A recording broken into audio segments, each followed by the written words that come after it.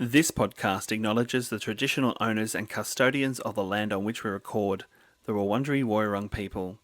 We also acknowledge the neighbouring Kulin Nation groups, the Bunwurrung and Bunurong people, and pay our respects to their elders past and present. We also extend that respect to any other Aboriginal and Torres Strait Islander communities who may be listening today.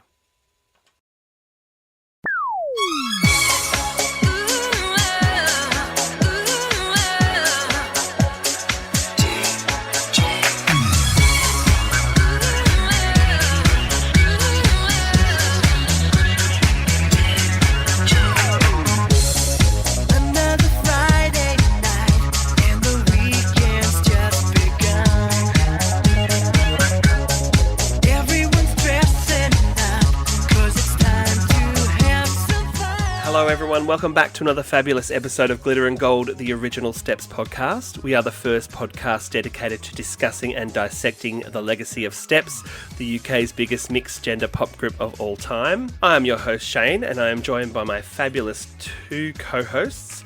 Firstly, he's been dressing up and living all of his fantasies by recording another cover of a H and Claire song on his new and upcoming EP. It's Scott. Make sure you listen to the rest of the episodes for that news. And secondly, he's just finished solving the Cluedo crime of Claire killing the hottie with the candlestick in the dining room. It's our very own FBI agent, Brad. Hello, boys. How are we both? I'm so good. I'm living my fantasy. I'm ready. It's a Friday night. I'm dressed up and to feel all right. Yeah, okay, I'm seeing you through the waterfall right now, dancing in your Versace Miami vibes. Yep, it's very 2002. Before I jump into the Microsoft screensaver room of the Half a Heart music video and sit on the chaise lounge with Claire. I was going to say, not after you've had a boogie with Fatboy Slim on the island. So, yeah. And for everyone listening, keep listening because that'll all make a lot more sense. Yeah. It's a little teaser. How you going, boys? What's going on? Welcome. I've just come back from a lovely trip to Bali. Unfortunately, I was not staying at the Versace's mansion on the water. They might not actually have one in Bali. The Versace Palazzo? Sadly not. No. You're at the Versace instead. Yes, exactly. The Versace Hotel. Versace, yeah. And I got a Gucci bag. A Gucci bag.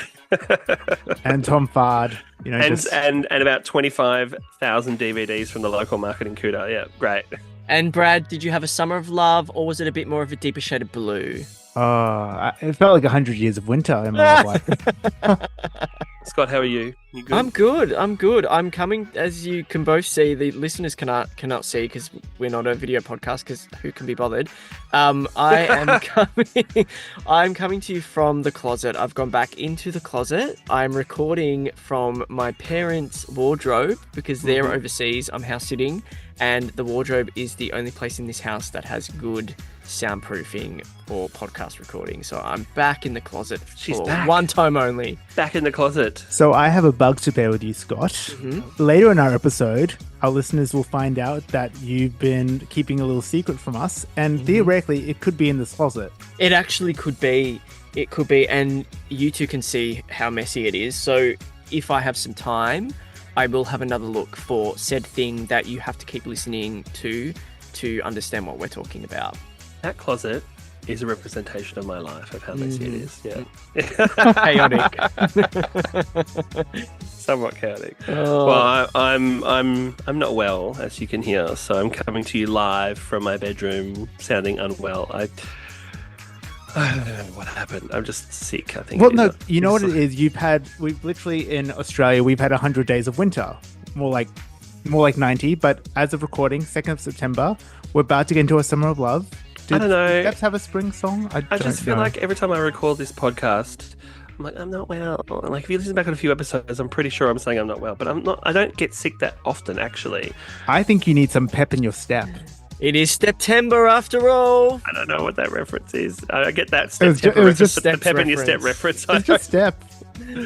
Okay. Speaking of steps, I'm still jet lagged. I'm not good at the puns today. But speaking of steps, I think it's time. Let's get into some steps news.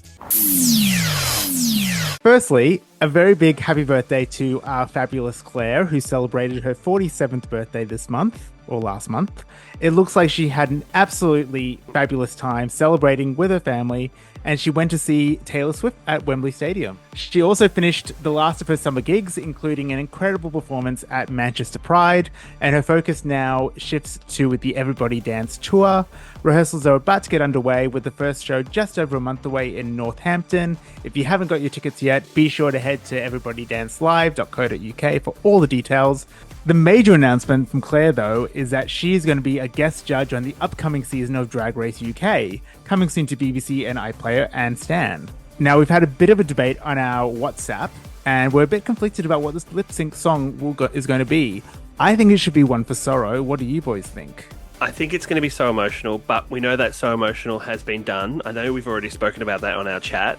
It hasn't been done in UK Drag Race. It has been done on American Drag Race. So it could be Euphoria, I think. Or, do you know what I would love for it to be? And this would be her first time on Drag Race, appearing, like a song of hers appearing on Drag Race, would be Enough is Enough, Claire and Delta. That would be awesome. And then you have the two queens taking their respective parts. And Delta's never been on Drag Race on any, apart from appearing in the Australian one as a judge on TV, but she's never, I don't think any of her songs have been a lip sync song. So that would be fun. But it could also be another step song, like, I don't know, Deeper Shade of Blue or something like that. I think realistically it will probably be a step song. As much as we would love it to be a Claire song, I would love it to be Euphoria, or having just gone through the few hours of talking about H and Claire that we're about to get into over the next couple of episodes, I would love if it was All Out of Love, DJ, but that's not going to happen. Yes. So I Definitely think if it's not going to be Euphoria, I think maybe One for Sorrow or maybe Deeper Shade of Blue. It definitely, I don't think there's no chance it's going to be Tragedy. That's probably it's too linked to the dance moves though. Or even Scared of the Dark, because we know RuPaul loved Scared of the Dark when it came out. She does. Yeah. They've done Tragedy before, not the Steps version. They've done the Bee Gees version. So I think potentially you're right. It could be Scared or it could be Euphoria. Okay, you know what? I'm going to manifest Scared of the Dark. But this is the thing here. So right, Claire posted the story on her Instagram and she put So Emotional as the song. So I'm like taking that as a clue. Anyway, moving on from that Drag Race talk, let's actually go back to Manchester Pride, because for me, I got messages from some of the people that I know in Manchester, like this guy called Andy. He asked for a shout out. Hi, Andy. He was at the front of the stage and he saw Claire and he was so excited, and he just said she was incredible, and the crowd she got apparently for her set, because she was the headliner set, the Alan touring stage. She, smashed it out of the park. And Scott, you were saying Richard from Neil and Richard. Yeah, Neil and Richard. So a beautiful friend of the pod, Richard, Neil and Richard, who some Steps fans might know, were at Manchester Pride. If you head to our Instagram, in our Reel section, he's been sharing some full performances from Manchester Pride. It looks like he was front row, and he has sent us some incredible footage from those performances. So go to our Instagram and have a look at them. It looked like she just went off. Like, she has killed it this summer with those gigs. She has been killing it at the Pride. She's been getting such an incredible response. I said this last episode, she has really solidified herself as an incredible solo artist and performer now. She really has just an incredible run of summer gigs this year. She's just done incredible. It's so great to see, like, at Hoopla, the crowd when she finished the turnaround, I couldn't see them at the end of them. That's how many people were there up the hill, right? It's so good to see, and I heard the same feedback for Manchester. So it's really, just adding to what you said there, Scott, it's really great to see that. No, she's really made her stake as like the UK, almost like the Donna Summer of the UK in terms of like being known for these big pop songs, like with all these gigs, and now with Everybody Dance. She's really, making herself stand out as the go-to, I want a brilliant pop star who's just going to belt these disco classics. Disco diva. Yeah. Disco diva. Good on you, Claire. Yeah. Now, on to Faye. She has had a much-deserved break with the family in Dubrovnik over August. She is now on another break from 101 Dalmatians, with her next stint being the Scottish run of dates from the 12th to 16th of November at the Glasgow King's Theatre, followed by the Edinburgh Playhouse from the 20th to the 23rd of November. Following that, we have pantomime season creeping closer and closer, with a reminder that Faye is playing Karabossi in Sleeping Beauty at the New Victoria Theatre between December 6th and January 5th. Sorry, couldn't help but laugh that I got Karabossi right on the first go. If you listen to a few episodes ago, you'll understand the joke. Tickets are available at atgtickets.com and start from just £13. What a steal. Bargain. Moving on to the boys now. Well, let's start with H. He is currently competing for Claire's cooking game show crown on MasterChef. He was one of the first 5 celebrities to compete in week 1 against Charlotte Crosby, Edith Bowman, Craig Doyle, and Snoochie Shy. Tim Sims. Snooky Shy, sorry. I'm not well. Leave me alone. After taking on 5 challenges over the course of the week, H has successfully made it through to the semi-finals, which will air the week commencing the 9th of September. I just want to jump in. I wonder if he made his famous jacket potato with tuna and tomato sauce. I mean, that would have got him over the line for sure. What deep cut is that again? That's a I think it was in Steps of Video or something. Yeah, He loves jacket potato. Yeah. He does too. Yeah. Is that when they're like talking about eating on like video sets? Oh, I can't remember. I need to watch that again. It's online. Yeah. Anyway, we'll move on to Lisa. Back to the girls. Lisa and Johnny celebrated their 20th anniversary on the 14th of August. Happy anniversary to you both. So we are sending lots of love to them, and they really are giving us couple goals. They are really the Posh and Becks, and we don't talk about it enough. Like, I think they are, they give Posh and Becks a run for their money. They're the Posh and Becks of Dubai. Mm-hmm. And her and her family recently also just had a lovely holiday in Malta and in Spain. I think you saw the reel she posted today. They were in Spain as well. So let's go back to the other boy that we have in the band, and that's Lee. He has continued to keep a low profile, spending time with his family and celebrating his son Leo's 3rd birthday at the beginning of this month. So that's all the news for the individual members. Scott, what's the roundup of them as a group? Well, hello everyone. It is Scott here, coming to you from the future, sort of.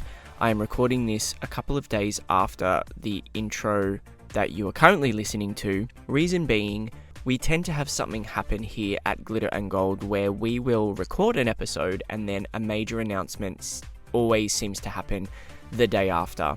And the day after we recorded the intro, the full cast for Here and Now, the Steps musical, was announced, and we couldn't let this episode go out without acknowledging it.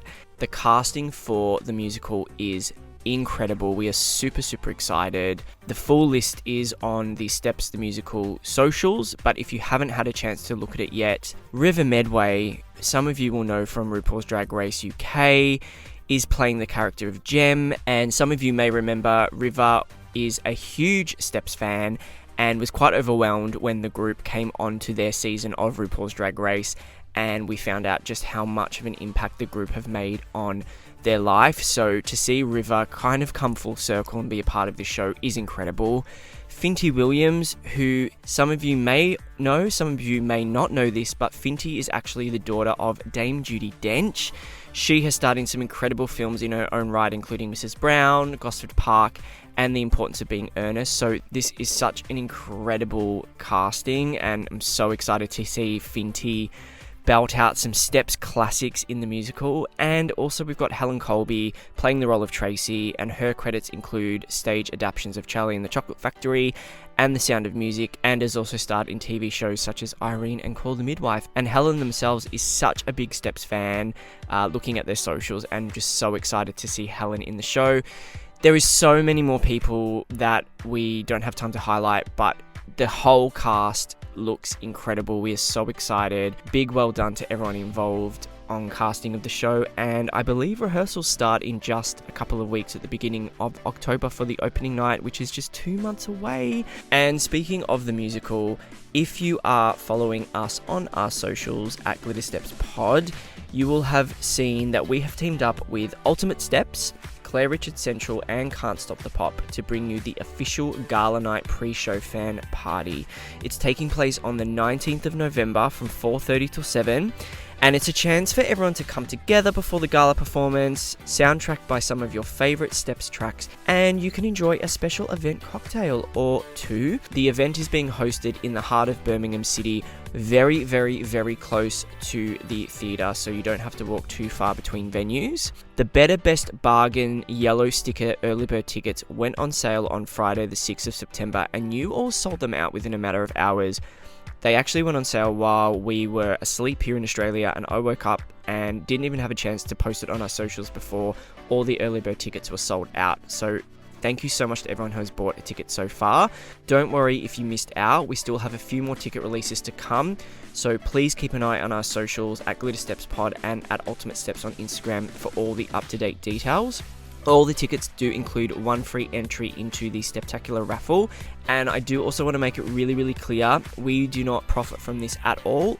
All proceeds are going to be donated to the Marie Curie Foundation, which we know Claire is an ambassador for. So just wanted to make that very clear that we are not profiting off this at all. This is a fan event with all the money being donated to an incredible cause. And keep an eye on the socials for all the up-to-date details on further ticket releases. But I guess let's jump back to the kind of present and get on with the rest of the episode.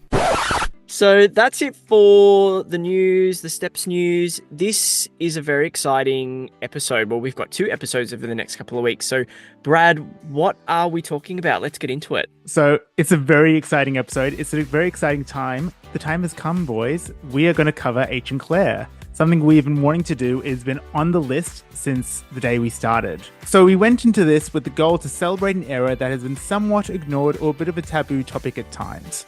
As we look back, it's hard not to appreciate the incredible body of work, performances, and content that they did in just 12 short months, and we will forever manifest the album to get its well-deserved flowers in the future with a vinyl release or perhaps some more performances. H, Claire, Fascination, anyone listening? In part 1, we are going to deep dive into the formation of the duo, as well as cover the 3 singles, DJ, Half a Heart, and the double A-side, All Out of Love, Beauty and the Beast. And in part 2, we'll be taking you through the album Another You, Another Me, as well as the end of the H and Claire era. I guess we should get started. After that fateful day on December 26, 2001, Steps fans were left wondering, what's next? In January 2002, news reports started to surface and rumours went into overdrive about a potential solo deals that had been offered to numerous members, including one rumour of a potential duo in the form of H and Lisa. An article written by MTV Asia on January 16, 2002 stated, "Good news for fans of British pop group Steps. 2 of the chart-topping band are to continue as a duo. Lisa Scott Lee and Ian H. Watkins will team up in a move with which Steps boss Tim Byrne believes will be a surefire hit. A source says, Tim thinks Lisa and H will be a dynamite and that duos are the next big thing." And given that there had been a number of news articles around the same time putting the blame for the split on H and Claire due to a division in the band, a rumour which we would learn to be mostly true 10 years later, the reports of our potential H and Lisa duo seemed questionable. On January 24th, it was reported H and Claire would be appearing on CD UK that weekend. Coincidentally, on January 26th, which marked exactly 1 month since the band announced their split, and after much speculation, H and Claire officially confirmed on CD UK that they were forming a duo. Onwards and upwards. What's happening next? We've got some fantastic news. Go on. Claire and I, we're going to be carrying on as a duo. As a duo, not a duo, but a duo. A duo in Welsh. And we're days away from signing a new record contract. It's really exciting because we've got all the majors battling over us at the minute. Have you? Really? Have you got all the big boys scrapping it out for you? We have. And we've got some fantastic tracks. We've got a track from Diane Warren. She's written us a track. Yeah. And we're songwriting with some fantastic writers, the best in the world. And Kat, actually, let me tell you, you actually listened to one of our songs this morning, didn't you? Yes, I did. Well, it was pumping out of your dressing room, and your dressing room was very near to mine. And I was like, ooh, having a sneaky little listen at the door. We're so excited. Very upbeat and live. Is that the kind of, is it going to be kind of similar to Step sound? Or It will be, but obviously we'll want to move it on a little bit. Yeah. You know, that's the reason why, one of the reasons why we split with Steps. You know, we've taken it as far as we could go, and we want to kind of move it up a notch as well. So next level. The official press announcement posted on Steps Official shortly after their CDUK appearance reads, H and Claire have formed a duo and will be recording as H and Claire. They will be signing a record deal in the next 2 weeks, and while they have been approached as solo artists by every major label, have decided to become a duo. While they have always been good friends, they have become even closer since Steps split, and the idea of becoming a duo emerged after them spending a lot of time together around Christmas and New Year. The decision for Steps to split was a very, very tough one and was not taken lightly. Steps had always said that they would go out on top, and you can't get bigger than the Gold Greatest Hits album and tour. H and Claire will be a hybrid of Steps and will carry on the spirit of Steps. They loved being in the band and the music they made. Their new duo allows them to take the Steps sound to a new level. They have already found several world-class songs and will begin recording in February. So, firstly, what were your initial thoughts at the time when this announcement was made? I think we need to factor in that we were all at that time at different stages of our life. I was 12, or I think I was 11 actually. So I was still in primary school. Steps splitting up was devastating. And so this was almost a reprieve from that. It's like my favorite band is gone, but they've kind of come back now. I was definitely very happy. I was hoping that it was going to be H and Lisa initially, just because I'm such a Lisa stan. Obviously, I love Claire too, but I've got a special place in my heart for Lisa. But I do kind of get that H and Claire did make the most sense. Obviously, they worked together on Steps to the Stars as well. So they already had a chemistry that made sense.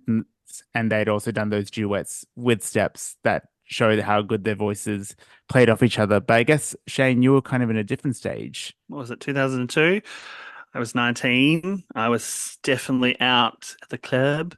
I mean, I was happy that, my love for Steps and the band was still continuing in some sort of way, but I probably wasn't as invested initially until a certain single came out in the H and Claire train as I was in Steps like the few years earlier. So, because I was just becoming a young man, like a young adult. So I was sort of like, there was lots of life coming at me. I was here for it. I remember being really excited when H and Claire announced that this was happening, because I don't remember ever really paying much attention to tabloids back then. So any sort of rumors that were going on around what might have happened, like I wasn't aware of it. I was so oblivious, and I just remember thinking everything that they were saying was true. So if I saw an article or an interview and they were like, "Oh, we're still all best friends," I believed it.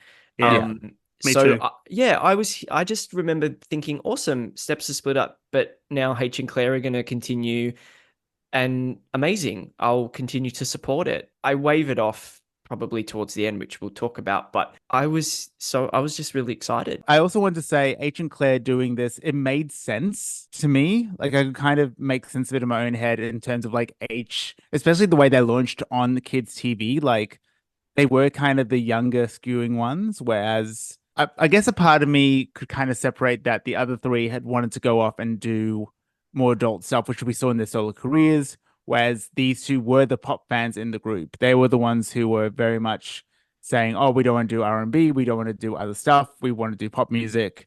And so them continuing on the spirit of Steps and the legacy of Steps made sense to me at that time. After H and Claire made the announcement, it was reported multiple labels were in talks with the pair and a bidding war was underway. They eventually signed a 4-album, £4 million deal with Warner's. In Claire's autobiography, All of Me, she said, in January 2002, Sony offered us a record deal that ended up falling through, but at the last minute, Warner's came in with another offer and we signed to them to record a pop duo called H and Claire. H was still with Tim at the time and he stayed on as our manager.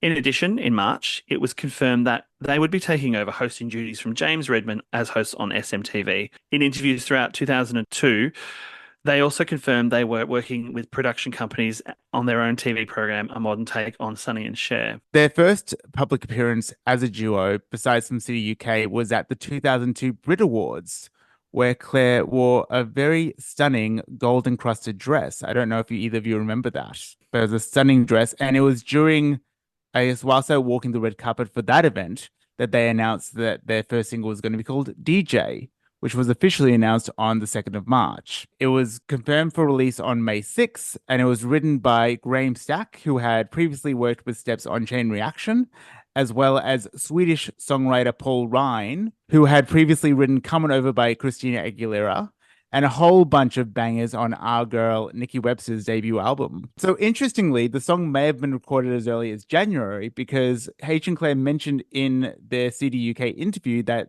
they were playing their first single in their dressing room. We don't know for sure, but it seemed like it kind of links up. Maybe it was an early demo. And also, Scott found this out. The song Girls Aloud by Girls Aloud, which was also produced by Graham Stack, actually has the same starting boom sound effect.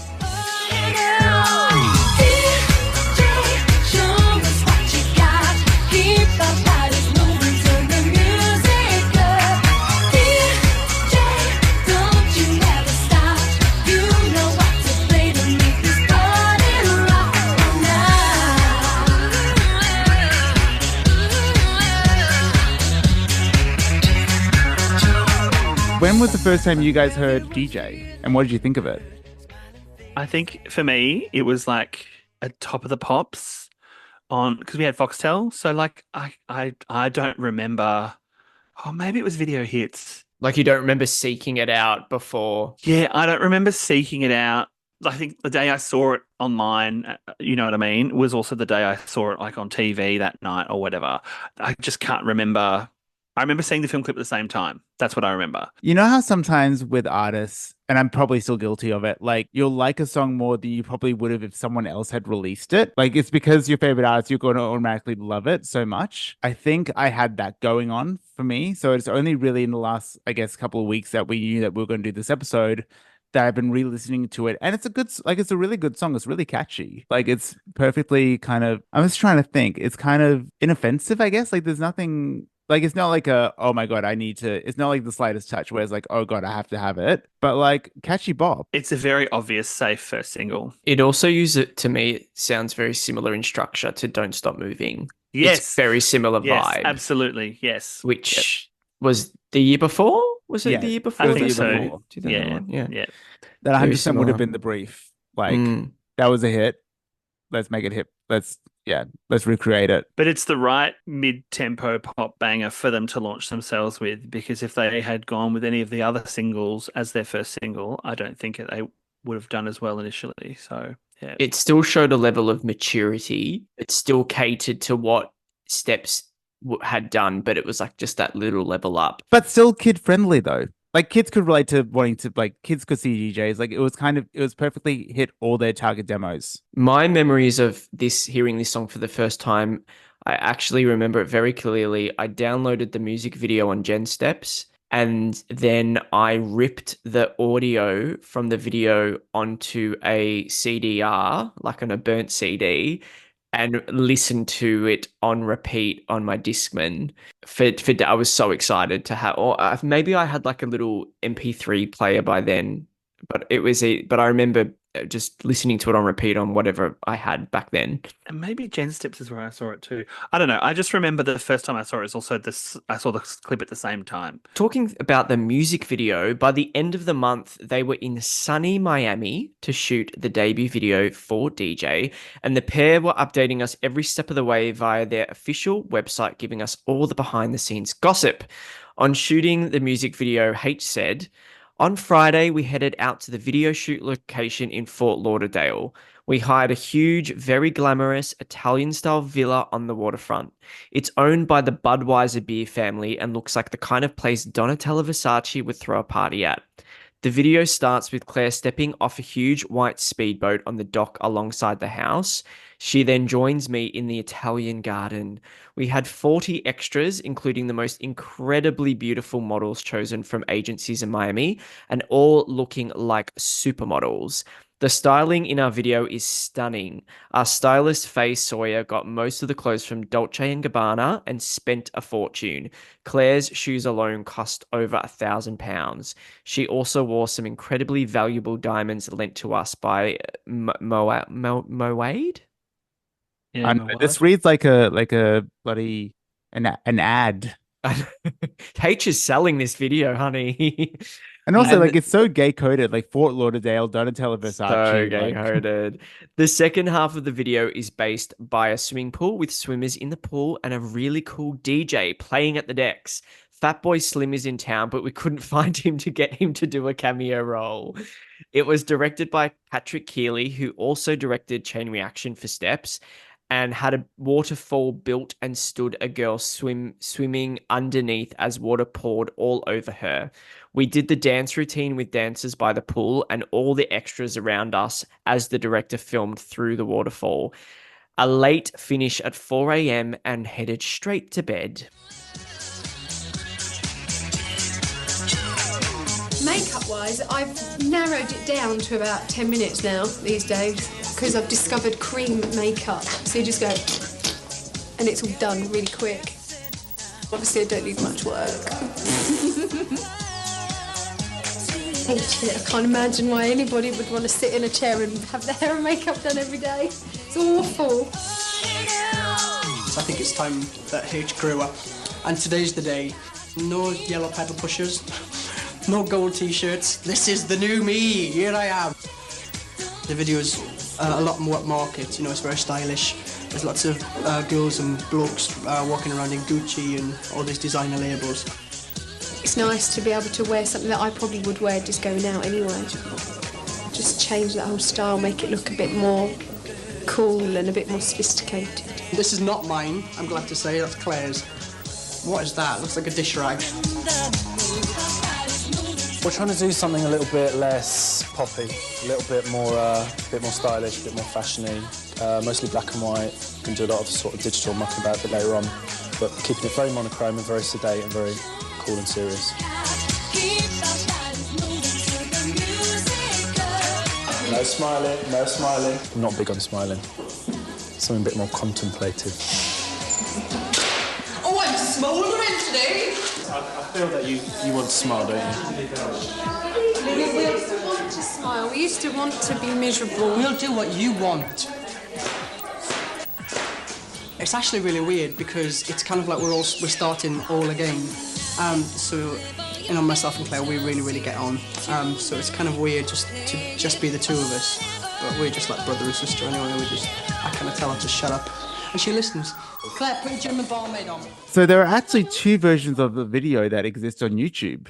The first one, and some would say unfinished version, debuted on Smash Hit TV, and it had a few different shots and some awkward edits. So this was the one I remember. This was definitely the one that debuted on Gen Steps.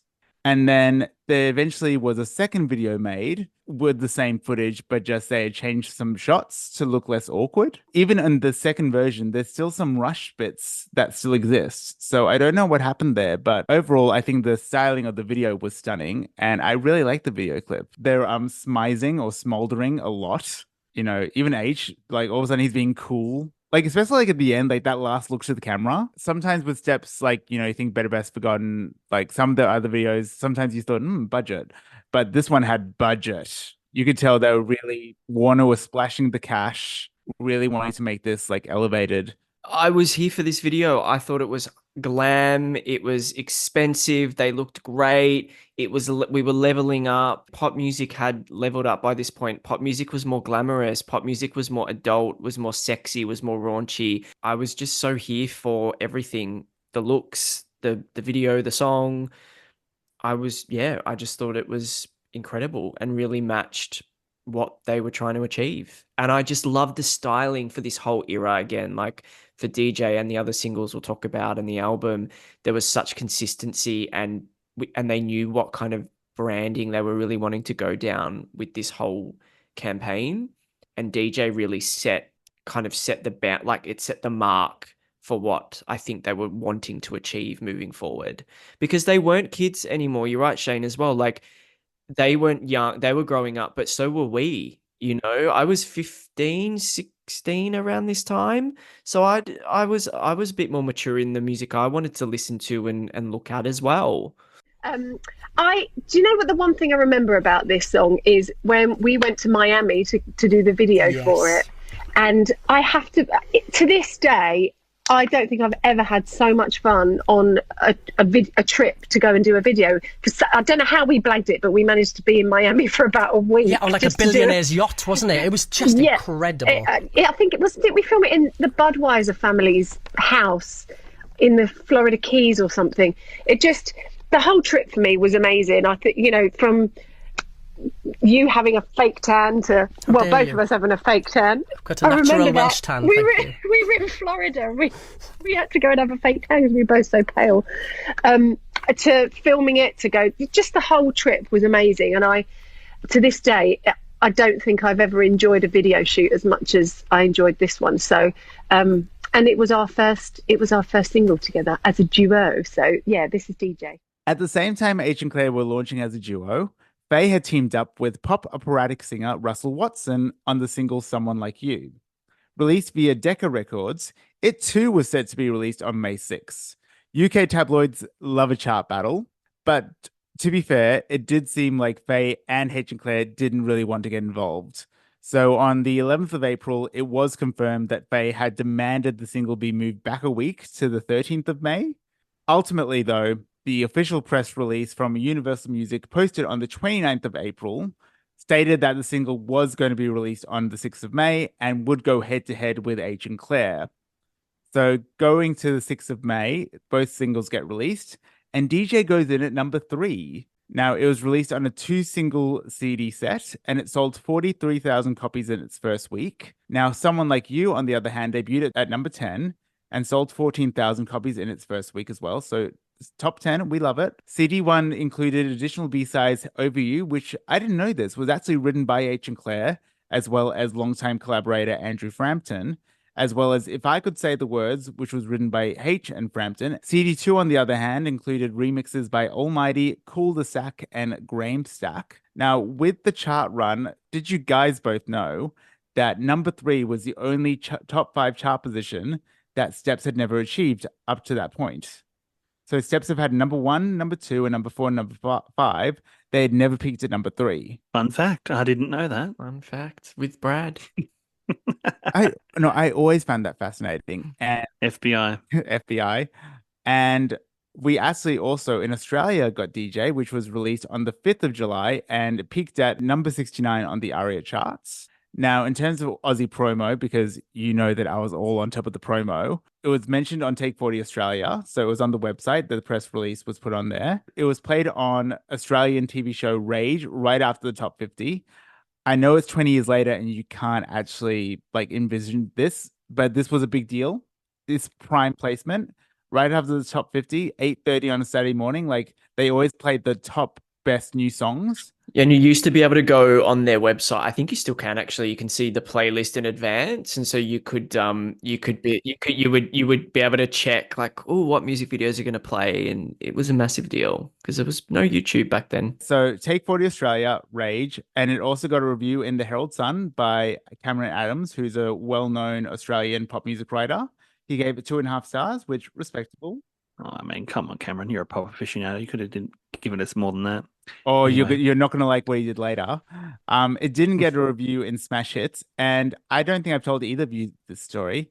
I wasn't happy about that. And so I sent our friend Gavin a little email way back in 2002. I literally emailed him being like, have you heard DJ? Can you write about DJ?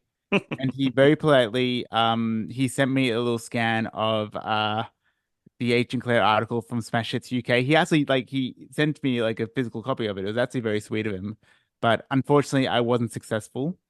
But I did also again, as you kind of mentioned before, Shane, I had a little bit too much time in my hands, and so I remember I printed the CD cover. I printed basically. I was trying to print my own ad for it. And I was going to stick it up on trees and stuff. To be fair though, that's the old school version of a QR code. Yeah, Spotify link now. Yeah. And I remember it. It literally said and keep in mind this would have been a 12-inch font, so it's a tiny font. It literally would. I remember it said "Remember Steps?" ? H and Claire new single DJ out now, and then it was just the cover. But the thing was, I remember this was 2002. It was a color printer. It took the printer ages to print out this image, and I remember my parents were there, and I could see in retrospect, they were horrified. They were like, "Oh my God, this is using up so much toner." And I was like, "Oh, can I? I'm gonna make multiple copies and put it out." And they're like, "No, you can keep it in your room." So that brings us to the end of the Australian promo. I did try. I wanted to talk about the B-sides for a second because I love Over You, but Over You reminds me it's very similar to In It for Love. It was also written by Andrew Frampton. And when I listen to Over You and In It for Love, I actually get the two confused sometimes because the structure is so similar. The intro sounds pretty much identical to me. It's funny you say that, Scott, because I actually think of It's the Way You Make Me Feel when I hear Over You. That's what I go to. I remember a lot of people on the forums were saying it sounded very similar. In retrospect, it definitely sounded more like In It for Love. But I remember being really excited. They obviously, as some fans would know, they performed it on CD UK. So there was a bit of promo before the single release to get people excited about it. And it did feature on the Australian single as well, which I appreciated because I think it's a great song. And we'll get into it later, but I think it probably should have been on the album versus some other tracks. When it comes down to letting go, won't you let me know how to heal a heart when it's hurting so it's not easy to walk away. No matter what you say, tell me what I should do. How to get over you. Following on from the moderate success of DJ on June 11th, the duo announced via their official website that the second single will be called Half a Heart and slated for release on August 12th. While DJ was a safe dance pop track, Half a Heart was a slice of mid-tempo R&B that the general public were not used to from the pair. But maybe it was good not to play it safe. Can't Stop the Pop noted Half a Heart puts right many things that didn't quite click with DJ. One of the most obvious ones being that for all the controversy around H and Claire leaving Steps to form a duo, their first venture didn't sound much like a duet at all. That's not the case here, though. The song makes a very credible attempt at establishing a more collaborative approach with better distribution of solos, harmonies, and the inclusion of a chorus where both singers are audible. Written by Adam Anders, Nikki Hassman, and Stephanie Lewis, Adam's notable songwriting credits include More Than That by the Backstreet Boys and Unspeakable by Ace of Base. Adam and Nikki would go on to write the iconic Hoedown Throwdown by Miley Cyrus. And Stephanie co-wrote one of the biggest dance hits of the 90s, Shine On by Degrees of Motion. And you wonder why I've got half a heart to love you, half of my belief, torn between what I want and what I need. I'm completely divided. Now it's me that's undecided. That's the way it is. You get back what you give. Only half a heart. So, boys, your thoughts on Half a Heart? Do you remember the first time you heard it? I don't remember the first time I heard it, but I loved it. I thought it was such a banger. I love anything. I do enjoy, as much as I love my pop, I do enjoy stuff with an R&B twinge, and this definitely hit the right spots. I think, Shane, like you mentioned with DJ, I might have heard it at the same time as watching the video, which we'll touch on in a bit, but and I think like with Steps, sometimes Agent Claire, you can't just disconnect the two. Like they're such a visual brand or visual artist. So they're definitely connected. But the song itself, I was listening to it today and it still slaps. It was such a different sound. And, we said that just before. It was a different sound to what Steps were. So at first heard, I was like, oh, I don't know how I feel about this. It was like 2002's version of Take Me for a Ride, right? Like a different sound, but it grew on me. So I didn't initially go, oh, yeah, I fucking love this one. But after a while, I was like, oh, this is a really good song because I enjoyed the way that the harmonies and the melodies and their vocal arrangement was. So, yeah. Scott? I really, really like this song, and I have something to tell the both of you that I don't think I've ever spoken about before. Oh, my God. Oh. Listen, listeners. I recorded a version of this song when I was 16 on a demo CD. Have you still got that? I cannot find it for the life of me. Fuck so off. I'll fuck's tell sake. you. I'll Find tell it. you- okay, You I cannot drop know. that and Yeah. then say, I haven't got the CD. Okay, so What you need to do with that is find the CD and then drop it. Okay, so let me explain the story. When I was 16, I think, we've said this before. I used to sing when I was a teenager. Auditioned You still for can. You're a great singer. Thank you, Brad. I auditioned for Australian Idol a couple of times. I was in music class and all that stuff. And when I was for my 16th birthday, my parents said, "We will pay for you to go to a recording studio and you can record a demo CD." I went to a recording studio in Greensboro, actually, Greensy Plaza. and I met this. I think they were husband and wife. They were really cool. They were probably in their early 20s, and I gave them a CD of 6 songs that I wanted to record, and of course, they were all pop songs. There was "Half a Heart" by H and Claire, "Got to Have You Love" by Liberty X, "Shape" by Sugar Babes. Okay. I can't. There was a couple of others I can't remember. And they took the CD and they went and recorded all of the backing tracks from scratch. It was incredible. Like this musician just listened to the songs and then played the drums, played the guitar and piano and made a backing track for all these tracks. And I went in and I spent a whole day recording the vocals for these songs. And then, had a demo CD and we just gave it to family and friends. There was a lot of copies floating around, but I cannot find one copy 20 something years later. My boyfriend has been hounding me for it. Can't find it. But I loved this song so much that I recorded it. Oh, see, that warms my heart. And I think because you've now told us that story, I need to hear it live on the pod. Just sing it. Just sing one line from the chorus. Go on. You need to do that. So do your Jekyll and Hyde thing. Please find that CD immediately. I will. I've searched my parents' house so many times for this CD. My grandfather, who's no longer with us, unfortunately, he had a copy. I don't know where it's gone. Like, if I ever find a copy, I will let you know. But I can't believe that Brad and I are hearing this as an exclusive on this bloody recording. I actually I'd forgotten about it until we decided to do this episode. Forgotten you recorded an EP. Yeah. How dare you release this onto streaming immediately? No, I hadn't forgotten I'd recorded the EP, but I just forgotten that I'd recorded this song. Like I'd forgotten that I loved it. I loved this song so much, and that. I was going to say this is a great segue because according to H, right. Not only did Scott record it, but Anastasia and Celine Dion were both offered and interested in recording Half a Heart, but they got it instead. So, Scott, you missed out. So did Anastasia and Celine Dion. Now, what's the new single coming out? Yes. What's it called? Half a Heart. Half a Heart? Half a Heart. Where's that come from? It was one of the first songs that was sent to us actually when we decided to be a duo, and we fell in love with the demo.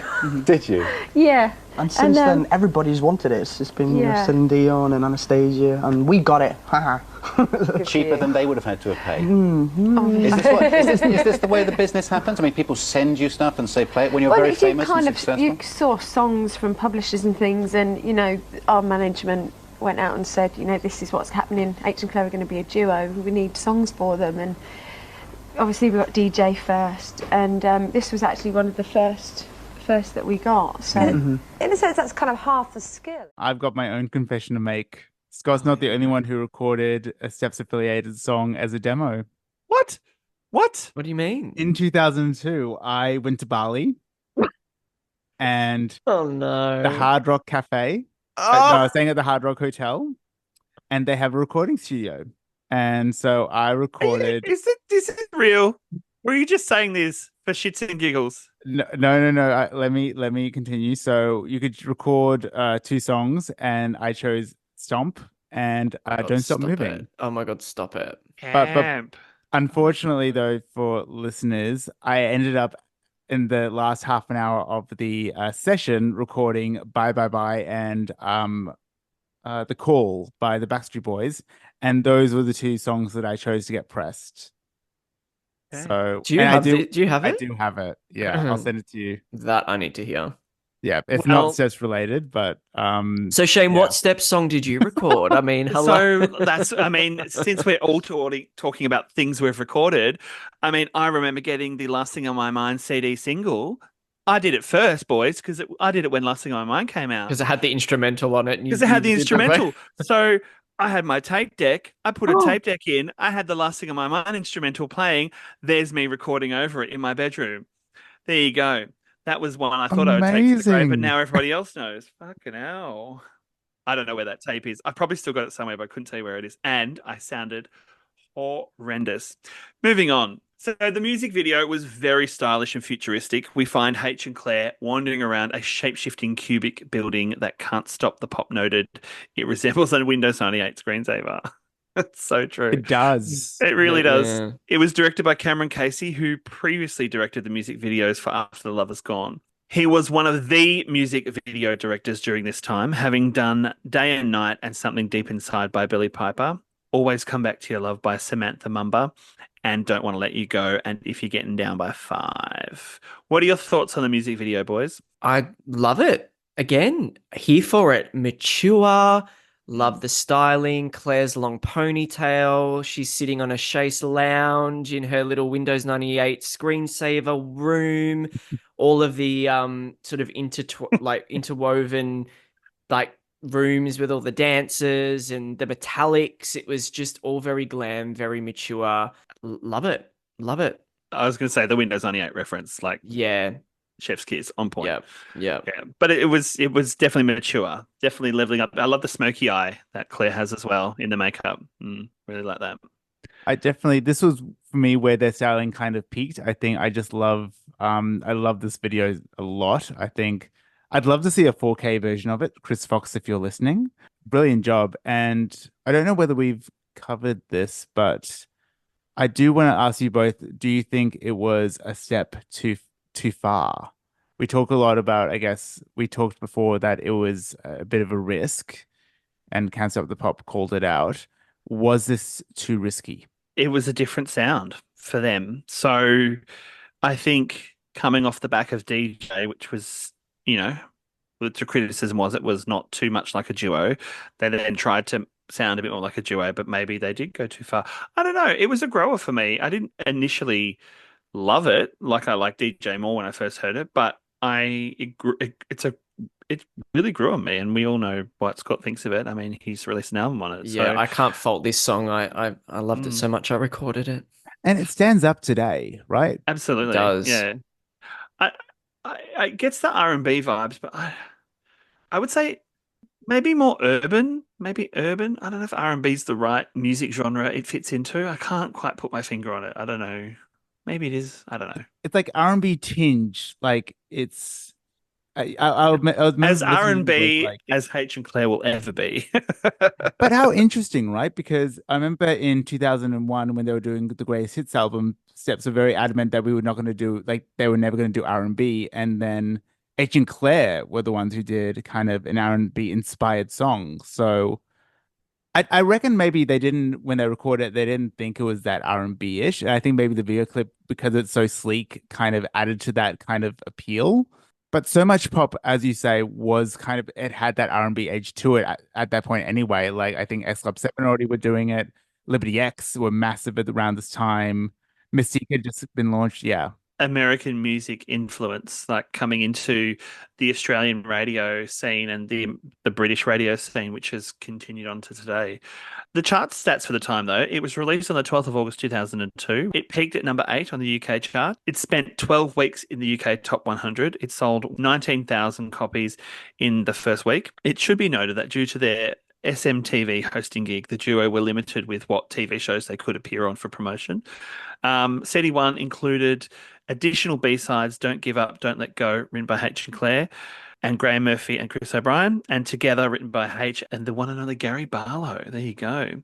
CD2 included remixes by Almighty and K&M. For the Australian release, it peaked at number 93 on the ARIA charts, and some Aussie promo were listed as played on video hits. It did play on Rage right before the top 50 in the early morning, like we spoke about before. He got some print ads in Smash Hits as well as a 4-star review. Now, this is a crime. It got a review in the Herald Sun by Cameron Adams. It got 0.5 stars. I mean, come on, Cameron. It was like half a tune. Like, that's literally what it said. It was like half a tune. That was it. That's all we got. I'll be DMing Cameron after this. And there was no future Australian releases after that. But around this time, though, H and Claire went on the road to do a number of summer road shows around the UK. And during these shows, they included Deeper Shade of Blue and When I Said Goodbye in their sets.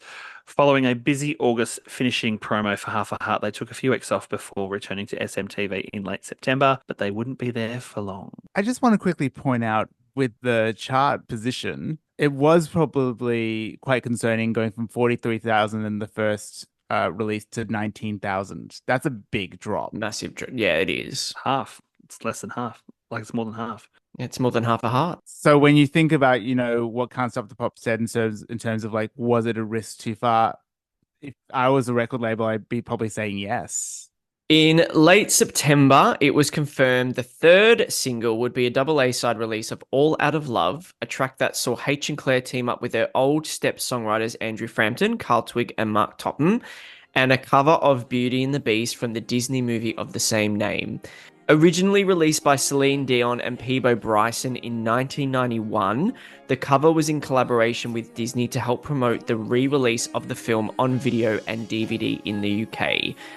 After the lukewarm reception to Half a Heart, it seemed panic set in, and management went for the safer option for a single that would also be leading the highly anticipated debut album Another You, Another Me.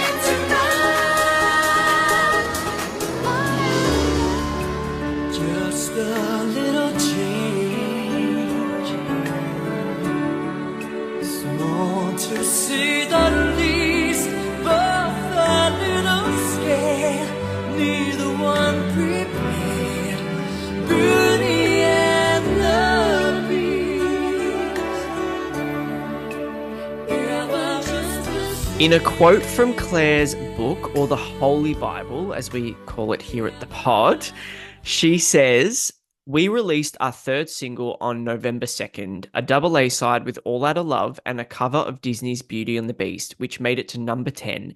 I hadn't wanted to put out All Out of Love because it sounded too much like Steps. Our first single had been quite disco dancey, but the second one was a little bit cooler and I wanted to go down more that road.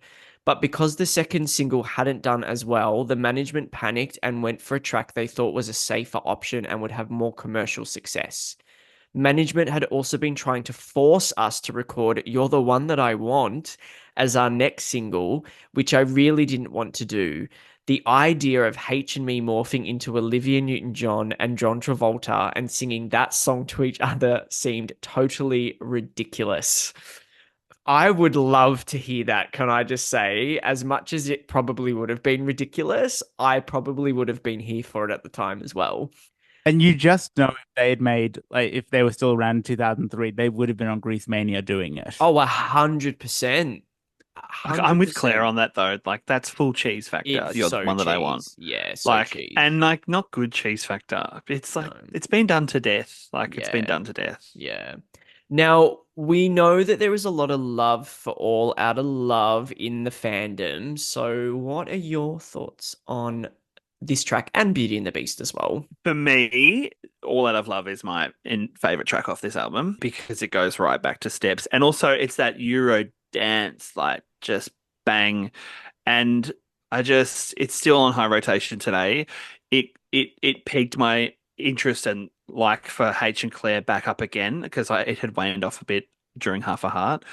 I was on a journey, but it made me take notice. And I was like, looking at all of the clips on the TV shows, the TFM Awards, all the, Top of the Pops, CD UK, all the things that I could do to just watch it because I was obsessed with this song. I just absolutely loved it. And so they hooked me right back in because it sounded like steps. I also, if we're omitting things on this thing, have had many a time where I thought if I ever did a drag number one day, this would be the song I would do it to, like on stage, if I just like as a drag queen, because I don't know, it's so dramatic, but it's so fast paced and Euro trashy. It's perfect. It's such a drag queen song, but I love it for that reason.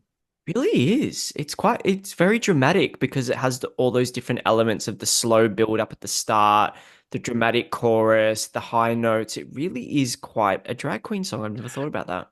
I remember downloading this off LimeWire, legally, of course. You couldn't, and then there was no legal way of downloading a song off Shush, LimeWire. Scott, shush. Allegedly downloading it off LimeWire. This is being recorded, and someone had uploaded a video edit, which I still have. Oh, So with there's the dance break. with the Yes. break and the smashing of the glass, which I preferred to always do because then I would be like. I used to live far away and I used to live far away from the city. I mean, I kind of still do, but I would like do my long drives to and from work and I would play this in the car at the volume of 100 and I would have that dance break moment and I'd be thinking, oh, if I ever was on stage as a drag queen, this is when I do the dance break movement and have like two boys behind me joining in. You know what I mean? Just being an absolute idiot. I love it. I also love, love, love All Out of Love, froth, drooling, dripping. Because not only the steps, it's steps for like, it actually sounds very much of the time in terms of that 2002. Remember that cover of Heaven by DJ Sammy, the logical song? It kind of did have a lot of that. Even like Enrique Iglesias was kind of doing a little bit of dance, like the retro remixes of songs. It's got that element to it, which I love, love, love. Yes, we had that R&B vibe that was happening around and that like, you know, that mature vibe, but we were also starting to head into that dance vibe that we had that came through 2003, 2004, 2005, where you had those dance banger numbers there. I did have a fun story. Okay, so with Beauty and the Beast, I liked it more than I do now. I think now it's just like it's a nice traditional cover. I don't know if either of you did this, probably not because you were older and had lives, but I remember hounding my parents to get me the Beauty and the Beast DVD from the video store and being so devastated because it wasn't on the Australian version of the DVD. I think I agree with you. I think I preferred it more than I do now. However, listening to it over the last, week or so again, which coincidentally Beauty and the Beast has only just opened here on the stage here in Melbourne. Beauty and the Beast for me was the first musical I ever saw when I was 12. Like I remember the movie coming out in 1991 and I remember the re-release very vividly. So I enjoyed this cover of it and I liked the fact that H and Claire did it. What I appreciate more now is I appreciate their vocals more as them doing it. And you're right, it's a nice cover. And I think it's the right song for them to cover as a duo for the re-release for the UK market. Because that's what it all is. It's for the UK market. I think the Celine Dion version's better, but it's not a bad cover. Now, this is a double A side with Beauty and the Beast. Yes. Why did you choose? It's a good song, big skirts, chandeliers, Yes. all works. Why did you go? Hairy chests. Yeah, we were asked to do it by Disney. They're re-releasing Beauty and the Beast for their 10th anniversary, I think, on video and DVD for this Christmas, and they wanted a more up-to-date version of the title track, and they asked us to do it. So.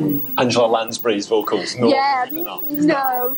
Or Celine Get out. Dion. No, it's Very yeah, flattering. Celine Dion and Peebo Bryson did it originally. This and is a milestone in our career, isn't Yeah. it? Definitely. All Out of Love, such an incredible song. Looking back now, you can see that there probably was a little bit of a panic happening where you've gone from DJ then to Half a Heart, and then All Out of Love is very much more in the same vein as DJ. It's funny because when you get to the album DJ and All Out of Love, it's not exactly what the whole album is as a sound. They really picked, the one song left that really had a big sort of dance pop impact to sell the album. But I just love this song. Claire's vocals in it are incredible. I love the slow build up at the start. Love the music video version with that like corny breakdown that everyone was doing in 2002, 2003 with like the glass sounds and the clanging of the doors and everything but the kitchen sink was in there. I just loved everything about this song. Beauty and the Beast, great little cover. Didn't really pay much attention to it at the time, to be honest. But again, I think it gave this release gave light and shade. It gave people two sides of H and Claire. The light and shade that's a really good point because it gave you the, hey, this is what they used to sound like, and this is what they sound like as a duo with the double A side. So moving on to the music video, All Out of Love was directed by Phil Griffin, who was another massive 90s and 2000s pop music video director. He was actually responsible for 5, 6, 7, 8, as well as some of the biggest pop videos of this era, including Right Now, You Are an Eternal Frame from Atomic Kitten, Don't Want to Lose This Feeling, and So Under Pressure from Danny Minogue. And actually, 2 years later from doing this video, he would work with Lisa Scott Lee on the Get It On music video with Intenso Project. The video clip for All Out of Love was filmed at Rotham Park Estate, which is the very location that Bridgerton is filmed. So H and Claire literally invented Bridgerton. It has 2 interwoven stories that play out side by side. So you've got the first is many years in the past as the lady of the manor, Lady Claire, plotting to kill her husband with Butler H. The second story is set in the present day, and we see H and Claire entertaining their friends by telling them the story of Lady Claire and Butler H. So Steps invented Downton Abbey with It's the Way You Make Me Feel, and H and Claire invented Bridgerton with All Out of Love. And you could also say that H and Claire invented Cluedo. Like Yes, very they Cluedo did. vibes. Very Cluedo vibes. Absolutely. Yeah. And it was accompanied by an this routine. And I think Claire has said this many times over the years that the routine for this was impressive. It was high energy. It was choreographed by Paul Roberts. Now, at the time, Paul was really early into his career, but he would actually go on to work with One Direction and was the choreographer and stage director for the Spice Girls 2019 Stadium Tour.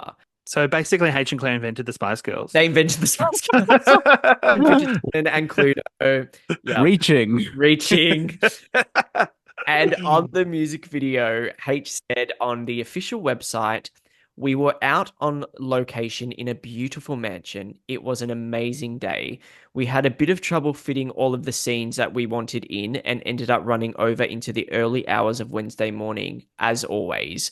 Poor Clara had a bit of a cold on the day, but she looked as stunning as usual and is on the mend, bless her. So what are your thoughts on the music video? Okay, so I've got a few thoughts here. So firstly, I need to ramble for a second about the website. I love that they kept us really updated on that website. They did a very good job. Good job, H, the webmaster. The video clip is phenomenal, probably my favorite one of the lot because it's because of the direction. It's because especially like I remember the bit where you see the candlestick behind her, like it's just the drama. It's brilliant. And also the way like the dance sequences were filmed. I frothed for it. I was watching it the other day. It still stands up as a really great video. Even like remember when you see like the dress kind of come up in time with the music. That's like pop music video 101. Brilliant job. And it was the dramatic reveal of the new hairdos. Claire's brunette era. And H also had a bit of a change in his hair as well. He let it grow out a little bit. I have 3 words. H's high kick. You know, when he's dancing in the kitchen and just before it cuts to Claire singing her part of the, just she's about to go into the chorus, he goes that, grabs his right leg and goes wee and kicks it up. I just thought it's just kind of camp. It's just camp. I love it when Claire throws the handkerchief at her husband because he has been cheating on her with another woman, and then H sort of goes and grabs his hand and moves it away from the woman that he's supposedly touching. Drama. The film clip is just camp. It's absolutely camp. Very, very gay coded. Love it. And they really threw everything at it as well. You could see that they really wanted to level up again with this and really put all effort possible into making this song big, because not only was the music video incredible, the music video, I mean, let's be honest, it was also very reminiscent of It's the Way You Make Me Feel. A lot of people think it wasn't filmed in the same location, but a lot of people think it was, but it's obviously very similar. You can't deny it. Storyline and sort of the theme is very similar. But yeah, you could just tell that they were throwing everything at this video. It was so well choreographed as well. Like that dance routine, that breakdown dance routine is insane. And we all know how Claire doesn't love dancing, so I can only imagine how she felt when she got told she had to do this big massive dance routine and a breakdown. There were quite a few interviews from this time where H and Claire just talk about like they're kind of grimacing when they talk about the dance routine. They're just like you can tell they're not enjoying it. Like not sorry, you can tell obviously they're happy to be there, but they don't love the high intensity dance routine.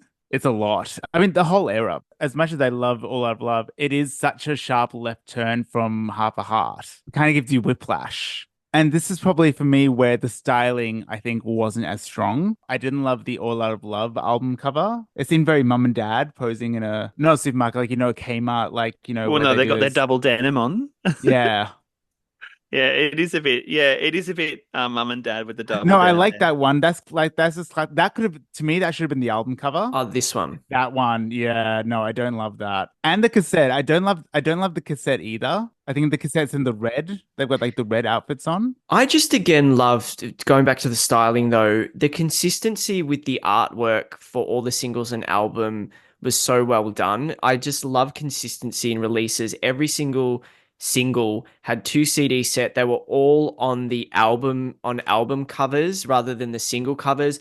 They all had the same hype stickers. They all came with free postcards. One was more of a remix CD, one was a B-side CD. Like the consistency was just chef's kiss as a collector. I just love the consistency with all the single releases for this era. And just quickly on the Beauty and the Beast music video, according to H, again on the official website blog, like again, they were really keeping us fed with updates on that blog at the time. The video for Beauty and the Beast was actually filmed a few months prior, back in July 2002, on the same day, according to H, as the recording of the track. Hence why Claire is blonde in the Beauty and the Beast video, but brunette in the All Out of Love video. Again, filmed in black and white. It sees the duo in the recording studio with clips from the movie woven in. Very, very classic, very simple, but effective. Some chart stats for All Out of Love. So it was released on the 4th of November 2002 and peaked at number 10. It spent 10 weeks in the UK Top 100 and sold 23,000 copies in its first week. Just something I wanted to note as well, they performed Beauty and the Beast live on Top of the Pops, and we just do not talk about this flawless vocal performance enough.